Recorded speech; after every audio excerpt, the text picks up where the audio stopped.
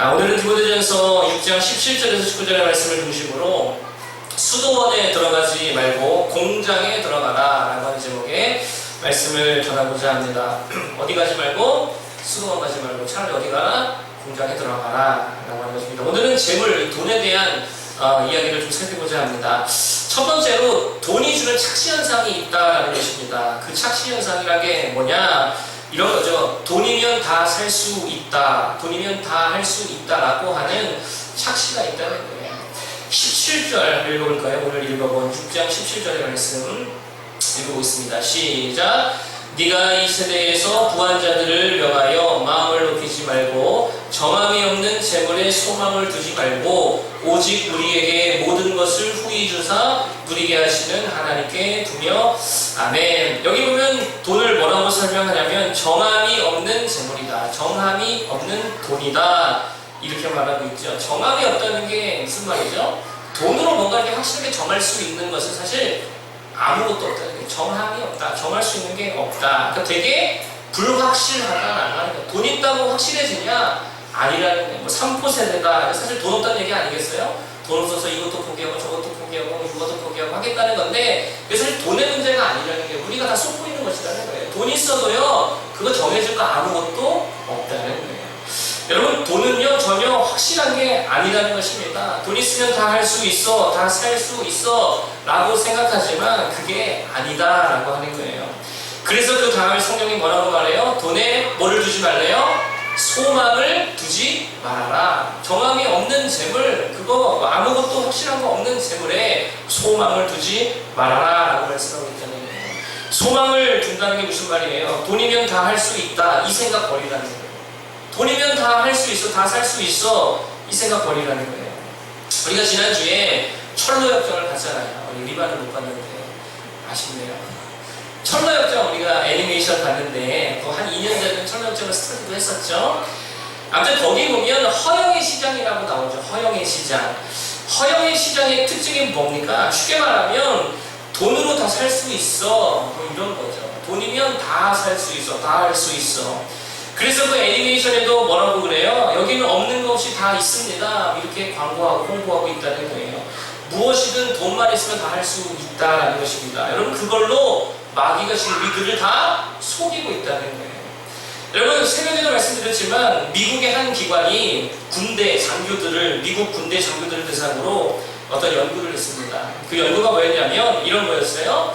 어린 시절을 부유하게 지냈느냐 가난하게 지냈느냐 이것과 그리고 후에 어떤 그들이 장교로서의 리더십 이게 어떤 영향이 있는가 이런 것들을 조사해서 연구했다는 거예요.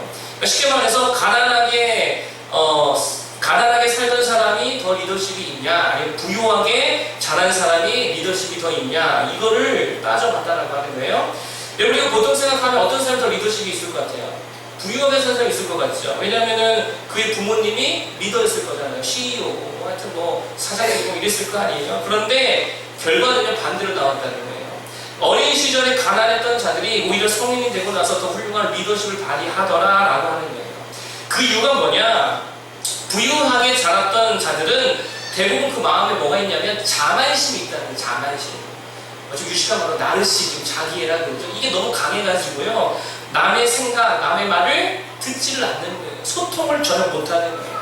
항상 자기 전략이 최고다, 자기 전술이 최고다, 내 계획이 최고다. 왜요? 최고의 부모 밑에서 자랐거든요. 최고의 교육을 받았거든요. 최고의 어떤 기업 분야를 보면서 자랐거든요. 그러니까 자기 경험이 훨씬 더 탁월하다. 그런 자만심에 빠져서 결국은 좋지 않은 리더가 되더라라고 하는 거예요.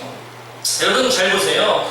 우리는 내가 돈이 많으면 자녀들에게 좋은 것들을 줄 수 있다고 생각한다는 거예요. 내가 돈이 많으면 우리 자녀들에게 좋은 것을 줄 수 있을 거야. 좋은 교육, 좋은 교재, 좋은 환경, 뭐 좋은 먹거리. 그런데 꼭 그렇지 않더라는 거예요. 돈으로 다 할 수 있는 게 아니라는 거예요. 돈은요 정함이 없다라는 것입니다. 그게 다 해주지 못한다는 거예요. 그러니 오늘 성경이 뭐라고 말합니까? 정함이 없는 재물에 뭘 두지 말아라? 소망 두지 말아라 이렇게 말하고 있다는 거예요. 이게 당시에 부유했던 자들에게 주는 충고였다는 거예요. 자 그러면 반대적인 측면에서 보면 이렇게 생각할 수도 있겠죠. 돈이 없다고 뭐 하지 말아라? 돈 없다고 절망하지 마라. 이렇게 반대로 생각할 수도 있겠죠. 하나님의 말씀이 그것을 동일하게 요구하고 있다고 생각합니다. 마찬가지 논리라는 거죠. 돈이 다 해주는 게 아니라고 한다면, 돈이 전부가 아니라고 한다면 그거 없다고 절망할 필요가 있어요, 없어요? 없다고요. 수입 좀 줄었다고 절망할 필요가 없다는 거예요. 그게 우리의 소망이 결코 될 수가 없다라고 하는 것입니다. 그럼 뭐가 우리의 소망이라는 것입니까? 17절 하반절에 보니까 이렇게 말하죠. 다 같이 읽어볼까요? 자, 오직부터 다 같이 읽어보겠습니다. 오직부터 시작. 오직 우리에게 모든 것을 후히 주사 누리게 하시는 하나님께 두려워. 차근차근 의미를 생각하면서 읽어보세요. 다시 한번 시작. 오직 우리에게 모든 것을 후히 주사 누리게 하시는 하나님께 두며. 우리의 소망은 누구라는 거예요? 돈이 아니라는 거예요. 누구라고요? 하나님이시다라는 거예요. 여러분 잘 보세요. 아까 돈에 대해서 사도 바울이 뭐라고 설명했죠? 정함이 없는 돈이다. 그것 갖고 별로 정할 수 있는 게 별로 없다. 이렇게 이야기했는데 하나님에 대해서는 뭐라고 수식어를 붙입니까? 오직 우리에게 모든 것을 후히 주사 누리게 하시는 하나님이시다. 그분께 소망 두자는 거예요. 여러분 정말 그렇습니다. 저는요, 우리가 좀 돈을 의지하는 것만큼만이라도 진짜 하나님을 좀 의지했으면 좋겠다, 이런 생각이 들거든요. 우리가 돈을 의지하는 것만큼만 하나님을 의지하면 얼마나 좋을까. 돈이 나에게 뭔가를 해준다고 생각하는 것만큼만, 내가 돈이 이만큼 몇 억 있으면 이런저런 할 수 있겠지, 그 정도만큼이라도 하나님이 나에게, 하나님이 나와 함께 하시면 이런 것들을 주면 아무것도 아니겠지라고 하는 믿음이 좀 있었으면 좋겠다는 거예요. 내가 가족들에게 돈으로 해주고 싶어 하는 것들이 있잖아요. 돈으로 주고 싶은 기쁨이 있잖아요. 그 정도만큼이라도 하나님을 그들에게, 자녀들에게 주고 싶어 하는 마음이 있다면 저는 그 가족 다 변할 수 있다고 생각합니다. 우리 아이가요, 얼마 전에 생일이었잖아요. EV라고 하는 그 비싸지도 않은 한 10,000원짜리 인형인데 그걸 사줬더니 되게 좋아하더라고요. 그래서 친구에게 선물해주겠다고 하나를 더 사더라고요. 그러니까 아빠 마음이 사주고 싶어, 안 사주고 싶어요? 사주고 싶죠. 왜냐면 그걸 사줄 때 아이가 기뻐하잖아요. 그 마음이라, 그만큼만이라도 하나님을 전해줄 수 있는 마음으로 우리가 채워진다면 얼마나 좋겠느냐라고 해요. 여러분, 그런데 사실 우리가요, 돈 의지하고 돈 소망하는 것보다 하나님을 더 의지하지 않고 있다는 거예요. 2006년, 2007년도 미국 명문 경영대학을 졸업한 학생들의 이메일 내용을 통해서요, 익명으로 해가지고 그걸 다 조사해서 어떤 연구를 하게 되었는데, 그 연구 내용이 뭐였냐면 쉽게 말해서 그런 거였어요. 그 이메일을 통해서 주고받은 그 내용들이 있잖아요. 그러니까 그 학생들이 어떤 조직의 핵심층이라고 할 수 있는 그런 사람들, 이걸 이너서클이라고 하는데, 그 이너서클들과 소통을 많이 하는 횟수와 그 어떤 뭐 교회라고 하면 교회 목회자나 전도사님들이라고 할 수 있겠죠. 그런 핵심 인사들과 얼마나 많이 소통했는가, 이것과 후에 나중에 그들이 출연을 얼마나 잘했는가의 연관성을 가지고 한번 그들이 통계를 내고 연구를 했다라고 하는 거예요. 근데 연구 결과로 어떻게 됐냐면, 그 이너서클이라고 할 수 있는 핵심 인사들이죠. 핵심 인사들과 더 활발한 네트워킹, 이메일을 자주 주고받은 사람일수록 그렇지 못했던 사람보다요, 평균 1.5배를 더 보수를 받는 직장에 취업하게 되었더라고요. 그러니까 다른 사람 200만 원 월급 받을 때 그 사람들, 그 핵심 인사들과 잘 네트워킹을 했던 사람들은 300만 원 벌더라는 거예요. 그 힘이 어디서 왔냐면 그 네트워킹, 관계를 통한 어떤 정보, 조언, 멘토링에서 왔다라고 하는 연구 결과입니다. 그러니까 한마디로 무슨 말입니까? 관계 잘 맺고 활발하게 핵심 인사들과 이메일 주고받고 조언도 듣고 멘토링 받고 그런 사람이 더 성공하더라는 거예요. 여러분, 그렇다고 한다면 우리의 이너서클 누구예요? 우리의 핵심 인사 누굽니까? 하나님이시잖아요. 하나님이시잖아요. 그럼 우리가 누구와 네트워킹이 되어 있어야 돼요? 하나님과 네트워킹이 되어 있어요. 누구와 이메일 주고받을 거예요? 하나님과 주고받아야 되는 사람. 누구의 멘토링을 받을 거예요? 하나님의 말씀으로 인한 멘토링을 받아야죠. 그러면은 우리의 인생이 잘 된다는 거예요. 자꾸 우리가 그렇게 살아가야 된다는 것입니다. 하나님께 물어봐야죠. 하나님과 연결이 되어야죠. 이게 바로 하나님을 소망한다라고 하는 말의 의미라는 거예요. 우리가 지난 몇 주 동안 새벽에 시편 119편을 살폈습니다. 되게 길잖아요. 176절까지 있는, 하여튼 절수로 따지다 분량을 따지다 제일 긴 내용이 시편 119편 아닙니까? 여러분 하여튼 그 176편이나 되는 6절이나 되는 그 본문을 가지고 설교를 하니까 제가 좀 진땀을 뺐는데 같은 말이거든요. 사실 176이 다 같은 말이거든요. 근데 그 핵심이 뭐냐면 말씀 붙들라는 거예요. 176절을 통해서 끊임없이 모든 구절마다 말씀, 율례, 법도 이렇게 말만 바꿔가면서요. 그거 지키고 붙들라고 176절을 통해서 우리에게 말씀하고 있다는 거예요. 고난 중에도 말씀 붙들어라. 핍박 중에도 말씀 붙들어라. 어떤 상황에서도 말씀 붙들면 주님이 지혜도 주시고 부요함도 주시고 기쁨도 주시고 삶의 역전도 주시고 다 주신다는 거예요. 누가 우리의 멘토링, 누가 우리의 이너서클이 되어야 된다고요? 하나님. 그분만이 우리의 소망이 되어야 된다는 거예요. 여러분 잘 보세요. 돈이 우리의 소망이 아니라 돈은 정함이 없다 해야 되겠죠. 우리 소망 누구여야 됩니까? 하나님이 되는 줄 믿습니다. 하나님과 가까이 소통하시기 바랍니다. 기도하시기 바랍니다. 말씀 붙들기를 바랍니다. 그러면 오직 우리에게 모든 것을 후히 주사 다 누리게 해주신 하나님의 은혜가 우리에게 임하게 될 줄로 믿습니다. 자, 두 번째로 돈에 대해서 말씀드릴 게 뭐냐? 두 번째로 돈은 되게 좋은 장비가 될 수 있다라는 거예요. 좋은 장비가 될 수 있다. 여러분 장비의 역할이 뭡니까? 효율성과 생산성을 높이는 거죠. 적은 힘으로 큰 결과를 낼 수 있는 거. 이게 장비의 힘 아니겠습니까? 이게 장비의 역할이고 기능이라는 거예요. 여러분 우리가 그냥 발로 뛰어가면 1시간 뛰어가봐야 얼마나 갈 수 있을까요? 많이 가봐야 10km 갈 수 있을까요? 지금 마라토너가 아닌 이상 그 정도 가겠죠. 근데 자동차 타고 가면 1시간에 100km도 200km도 사실 갈 수 있다는 거예요. 이게 뭐예요? 장비의 선기능이라는 거예요. 여러분 돈이라는 게, 재물이라는 게 그렇다는 거예요. 그 좋은 장비가 될 수 있다는 거예요. 그러면 어떤 일에 대한 효율성과 생산성을 높인다는 거예요? 선한 일에 대한 효율성과 생산성을 높여야 된다는 거예요. 이게 돈이 가지고 있는 기능이라는 거예요. 자, 18절 한번 읽어보겠습니다. 18절 시작. 선을 행하고 선한 사업을 많이 하고 나누어 주기를 좋아하며 너그러운 자가 되게 하라. 아멘. 선을 행하고 선한 사업을 많이 하고 나누어 주기를 좋아하며 너그러운 자가 되게 하라. 선한 일을 하는 좋은 장비가 될 수 있다라고 하는 것이고, 이게 재물의 의미라는 거예요. 그렇다고 한다면 우리는 그리스도인들은 돈 많이 벌어야 돼요? 아니면 안 벌어야 돼요? 벌어야 돼, 안 벌어야 돼요? 벌어야죠. 이게 좋은 기능이 된다니까요. 좋은 장비가 될 수 있다니까요. 꼭 벌어야지요. 그럼 돈 버는 목적은 뭐라고요? 뭐 하려고? 선한 사업 하려고. 이 목적이, 분명한 목적이 있을 때에 돈 벌어야 된다는 말이에요. 좋은 집 사려고가 아니죠. 외제차 사려고도 아니죠. 물론 돈이 많으면 좋은 집에 살 수도 있고 뭐 좋은 차 탈 수도 있겠죠. 그 자체가 아니겠지요. 그러나 우리가 돈에 대한 이 목적, 돈의 목적이 뭐냐? 돈 버는 목적이 뭐냐? 언제나 선한 일을 위한다라고 한다는 이런 선한 목적을 분명히 가지고 있는 거예요. 그럼 뭐 하려고 지금 돈 번다고요? 선한 일. 돈을 벌어야 된다는 거예요.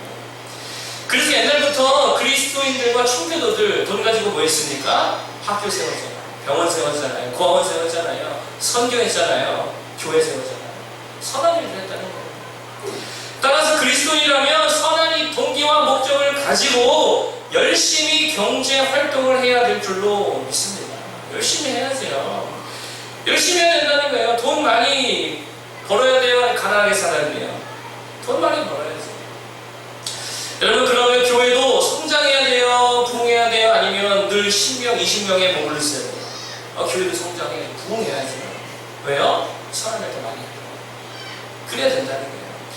이번에 단기 성경에서 여러 가지 마음까지 좀 아쉬웠던 부분들이 있더라고요. 기도 제목이죠. 그 중에 하나가 뭐였냐면, 야 성경책을 진짜 그 정도가 아니고 훨씬 더 많이 가져갈 걸 엄청 후회돼요.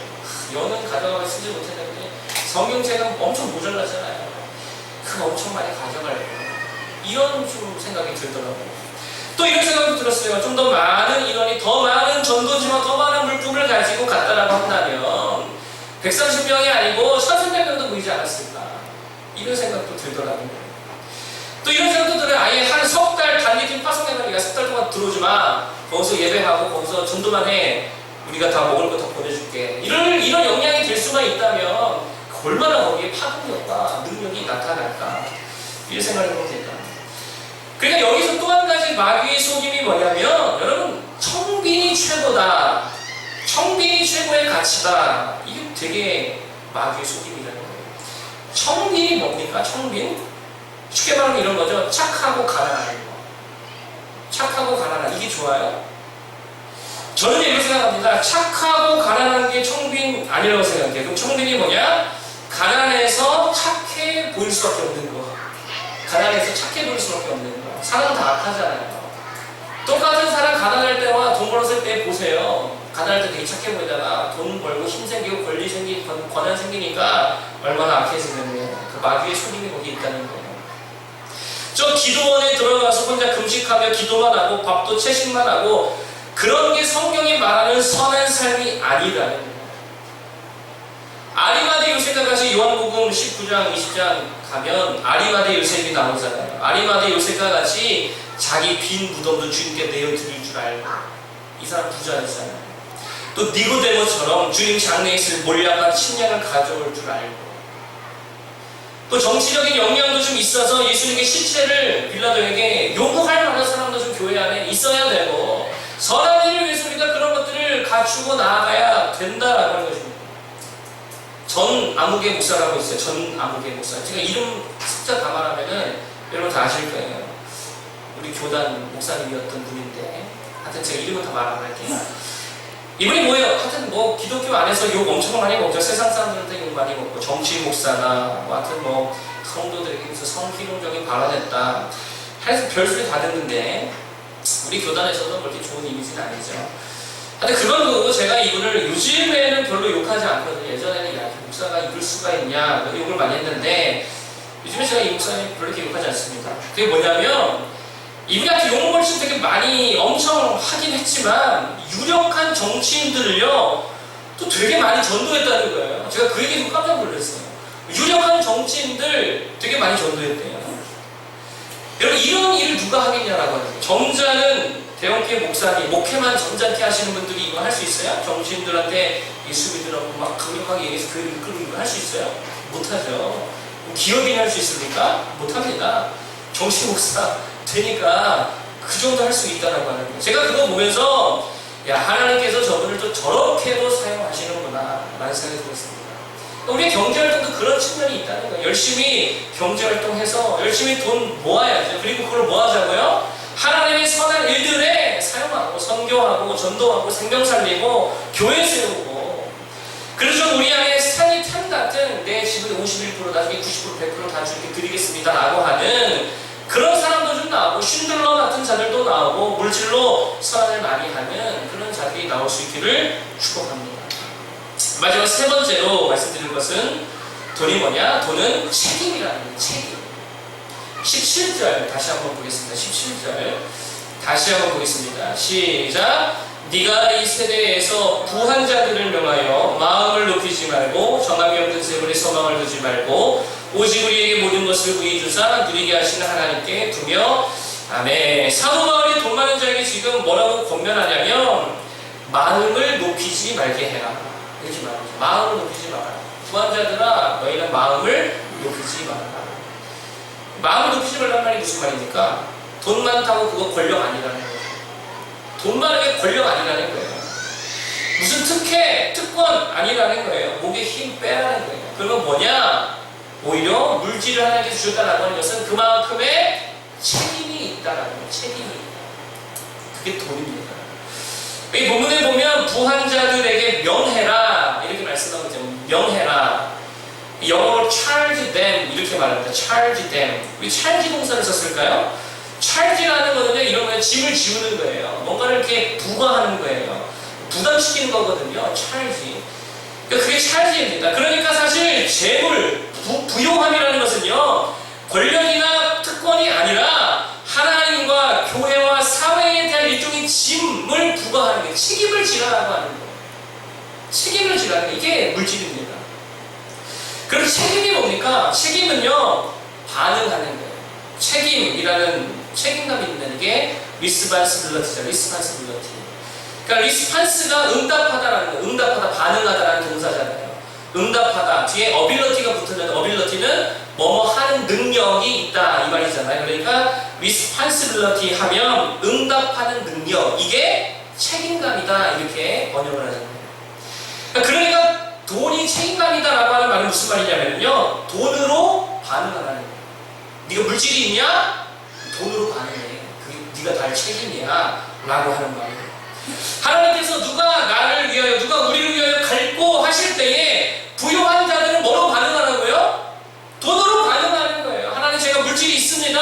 이것 가지고 사용하시옵소서. 물질로 반응하는 게 책임을 다하는 모습이라는 거예요. 그 사실 우리 중에는 부한 자들 별로 없으니까 이걸 일반적으로 좀 확장을 해서 생각해 본다면, 신앙은 책임이고 책임은 반응하는 거라 그랬는데, 그럼 우리는 돈이 없으니까 무엇으로 하나님께 반응하겠냐라고 하는 거예요. 내게 주신 것, 내게 있는 것으로 반응하는 거예요. 돈이 있으면 돈으로 반응하지만, 또 마리아가 향유 옥합을 깨뜨렸듯이 내게 향유가 있다, 옥합이 있다, 그러면 그걸로 반응하는 거예요. 마가는 뭐가 있었어요? 집이 있었죠. 넓은 집이 있었어요. 그걸로 반응하는 거예요. 교회 성도들, 우리 집에서 예배하십시오. 집으로 반응하는 거예요. 무슨 재능이 있다, 그럼 뭘로 반응해요? 재능으로 반응하는 거예요. 누가 주의를 어떻게 하겠냐? 제 재능으로 사용하십시오. 재능으로 반응하는 거예요. 기술이 있다, 기술로 반응하는 거예요. 무슨 은사가 있다, 내가 기도의 은사가 있습니다. 제가 기도만 하면 하나님이 되게 응답을 잘해주십니다. 그런 사람 뭐 해야 돼요? 기도로서 반응해야죠. 이게 우리가 다 할 책임이라는 거예요. 성도로서의. 선교 하나만 놓고 봐도 어떤 사람은 물질로 반응할 수 있겠죠. 물질 있는 사람. 또 어떤 사람은 그냥 기획력이 있다, 그럼 그걸로 코디네이터로서 반응할 수 있겠죠. 이게 책임이라고요. 어떤 사람은 예상치 않은 일들로, 어떤 사람은 사물놀이로, 어떤 태권도로, 식사 준비로 다양하게 하나님께서 내게 주신 것, 내게 있는 것을 가지고 하나님 앞에 반응할 때에 이게 우리가 하나님 앞에 책임을 다하는 성도의 모습이라는 거예요. 그럼 반대로 불신앙은 뭘까요? 불신앙은 뭐냐면요, 무책임한 거예요. 반응하지 않는 거예요. 교회가 다 무너져 가는데 반응이 없어요. 무책임한 거예요. 이거는 불신앙이에요. 교회가 무너져 가는데 전도도 안 해요. 기도도 안 해요. 헌신도 안 해요. 이게 바로 무책임이고 불신앙과 같다라고 하는 거죠. 여러분 잘 보세요. 오늘 사도 바울이 디모데 전서를 통해서 결국에 말하는 일이 뭔지 아십니까? 책임을 다하라. 책임을 가르치고 있습니다. 1장, 2장에 보면 모든 사람을 위해 두 손 들고 기도해라 이렇게 말하잖아요. 모든 사람에 대한 책임, 뭘로 하는 거예요? 기도로서도 책임을 다하라는 거예요.